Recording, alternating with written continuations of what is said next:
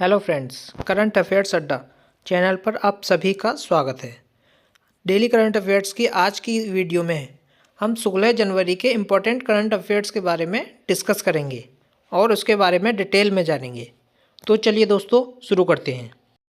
First question, हाल ही में भारतीय मौसम विज्ञान विभाग का 150वां स्थापना दिवस कब मनाया गया है?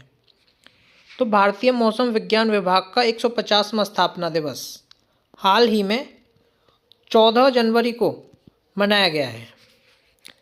प्रधानमंत्री नरेंद्र मोदी ने 14 जनवरी को नई दिल्ली में भारत मंडपम में भारतीय मौसम विज्ञान विभाग के 150वें स्थापना दिवस के अवसर पर एक मिशन का शुभारंभ किया है, जिसका नाम मिशन मौसम है। तो इसका बी ऑप्शन सही हो जाएगा। तो अभी जनवरी में इतने इम्पोर्टेंट डेज मनाए गए हैं, जैसे 1 जनवरी को वैश्विक परिवार दिवस मनाया गया, 2 जनवरी को विश्व अंतर्मुखी दिवस मनाया गया है, 4 जनवरी को विश्व ब्रेल दिवस मनाया गया, 5 जनवरी को राष्ट्रीय पक्षी दिवस मनाया गया, 6 जनवरी को विश्व युद्ध अनाथ दिवस मनाया गया, 8 जनवरी को पृथ्वी परिभ्रमण दिवस मनाया गया, 9 जनवरी को प्रवासी भारतीय दिवस मनाया गया है, 10 जनवरी को विश्व हिंदी दिवस मनाया गया है और 11 जनवरी को राष्ट्रीय मानव तस्करी जागरूकता दिवस मनाया गया है। नेक्स्ट क्वेश्चन है, हाल ही में भारत और किस देश ने अपराध मुक्त सीमा सहयोग पर चर्चा की है? तो अभी हाल ही में भारत और बांग्लादेश ने अपराध मुक्त सीमा सहयोग इस पर चर्चा की है। तो इसका सी ऑप्शन सही हो जाएगा। तो ये है मैप में बांग्लादेश। बांग्लादेश की कैपिटल है ढाका, बांग्लादेश की करेंसी है टका और बांग्लादेश के प्राइम मिनिस्टर हैं मोहम्मद यूनुस।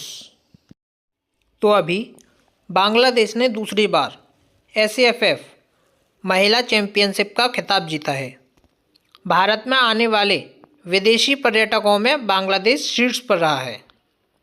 बांग्लादेश क्रिकेट बोर्ड के अध्यक्ष नजमुल हसन पापोन ने इस्तीफा दे दिया है। सैयद रिफात अहमद ने बांग्लादेश के 25वें मुख्य न्यायाधीश के रूप में शपथ ली है।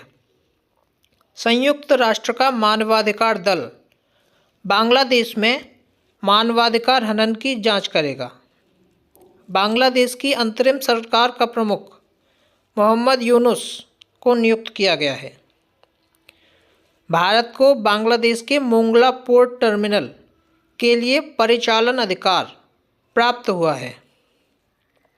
भारत ने बांग्लादेश में अपना नया वाणिज्य दूतावास खोलने की घोषणा की है। नेक्स्ट क्वेश्चन है, हाल ही में कौन आयुष्मान जन आरोग्य योजना को लागू करने वाला 34वां राज्य बना है? तो प्रधानमंत्री जन आरोग्य योजना यानी आयुष्मान जन आरोग्य योजना को लागू करने वाला 34वां राज्य ओडिशा बना है। तो इसका बी ऑप्शन सही हो जाएगा। तो अब ये है मैप में ओडिशा। ओडिशा की कैपिटल है भुवनेश्वर। ओडिशा के चीफ मिनिस्टर हैं मोहन चरण मांझी और ओडिशा के गवर्नर हैं डॉक्टर हरि बाबू कंभमपति। तो अभी प्रवासी भारतीय दिवस समारोह का 18वां संस्करण भुवनेश्वर में आयोजित किया गया है। प्रख्यात ओडिया कवि प्रतिभा सतपथी को गंगाधर राष्ट्रीय पुरस्कार मिला है। Odisha masters 2024 badminton tournament Cuttack में शुरू हुआ है।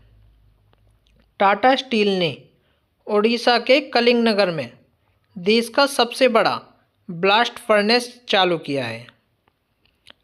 ओडिशा में पहली सिलिकॉन कार्बाइड सुविधा का उद्घाटन किया गया है। ओडिशा के मुख्यमंत्री ने सुभद्रा योजना शुरू की है। ओडिशा सरकार ने वर्दीधारी सेवाओं में अग्निवीरों के लिए 10% आरक्षण और उम्र में 3 वर्ष छूट का निर्णय लिया है। नेक्स्ट क्वेश्चन, हाल ही में किसे EFI कि नवगठित एथलीट आयोग के अध्यक्ष के रूप में नियुक्त किया गया है? तो ये अंजू बॉबी जॉर्ज को नियुक्त किया गया है। तो ये है अंजू बॉबी जॉर्ज और इन्हीं को एएफआई के नवगठित एथलीट आयोग के अध्यक्ष के रूप में नियुक्त किया गया है। तो इसका बी ऑप्शन सही हो जाएगा। तो अभी आशीष नैथानी को उत्तराखंड हाईकोर्ट के न्यायाधीश के रूप में नियुक्त किया गया है। इसरो का नया अध्यक्ष वी नारायणन को नियुक्त किया गया है। सिग्नेचर ग्लोबल की नई सीएफओ के रूप में संजीव कुमार शर्मा को नियुक्त किया गया है। बहादुर सिंह सागू भारतीय एथलेटिक्स महासंघ के अध्यक्ष बनेंगे। बीसीसीआई का अगला अंतरिम सचिव देवजीत सैकिया को नियुक्त किया गया है। तेनजिंग यांगी अरुणाचल प्रदेश की पहली महिला आईपीएस अधिकारी बनी है। भारती कुलकर्णी आईसीएमआर राष्ट्रीय पोषण संस्थान की नई प्रमुख बनी है। मनीष सिंघल को एसोचैम का महासचिव नियुक्त किया गया है। नेक्स्ट क्वेश्चन, हाल ही में प्रयागराज के महाकुंभ नगर में कलाग्राम का उद्घाटन किसने किया है? तो केंद्रीय मंत्री गजेंद्र सिंह शेखावत, इन्होंने हाल ही में प्रयागराज के महाकुंभ नगर में कलाग्राम का उद्घाटन किया है। तो इसका सी ऑप्शन सही है। नेक्स्ट क्वेश्चन, हाल ही में किस राज्य सरकार ने सभी सरकारी अस्पतालों और चिकित्सा संस्थानों में रिंगर लैक्टेट घोल इस पर प्रतिबंध लगा दिया है?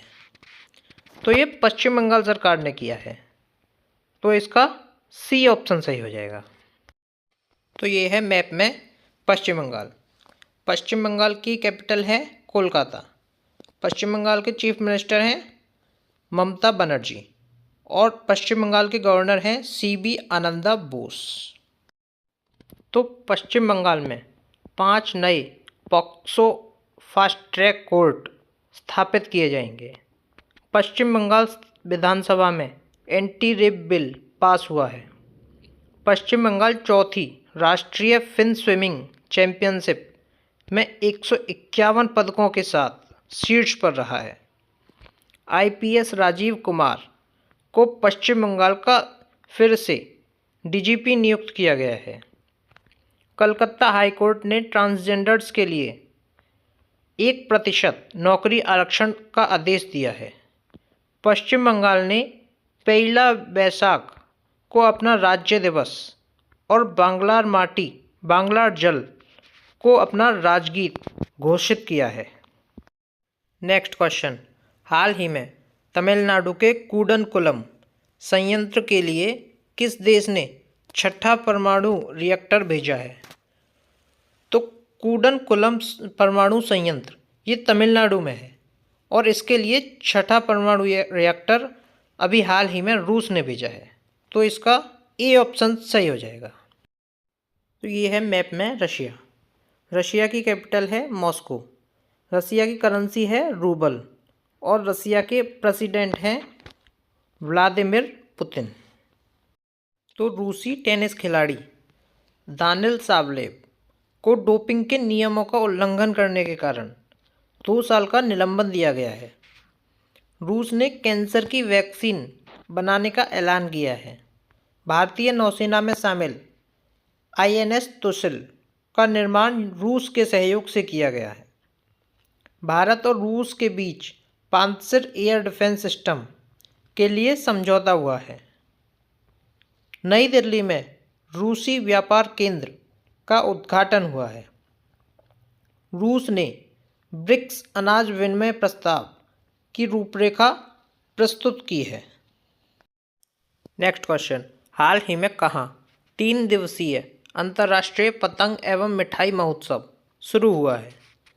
तो ये हाल ही में अभी तेलंगाना में शुरू हुआ है। तो इसका सी ऑप्शन सही है। तो अंतर्राष्ट्रीय पतंग एवं मिठाई महोत्सव ये तेलंगाना में शुरू हुआ है और अंतर्राष्ट्रीय पतंग महोत्सव ये गुजरात में शुरू हुआ है। तो अब ये है मैप में तेलंगाना। तेलंगाना की कैपिटल है हैदराबाद। तेलंगाना के चीफ मिनिस्टर हैं रेवंत रेड्डी और तेलंगाना के गवर्नर हैं जिष्णु देव वर्मा। तो रायथू भरोसा योजना के अंतर्गत तेलंगाना सरकार किसानों को अब हर वर्ष प्रति एकड़ 10,000 की जगह 12,000 रुपये की सहायता देगी। तेलंगाना सरकार ने सावित्रीबाई फुले की जयंती 3 जनवरी को महिला शिक्षक दिवस के रूप में मनाया है। भारतीय सेना ने हैदराबाद में अपनी सेना को जानो मेले का आयोजन किया है। वर्ष 2024 में तेलंगाना में अपराध में 22% की वृद्धि दर्ज की गई है।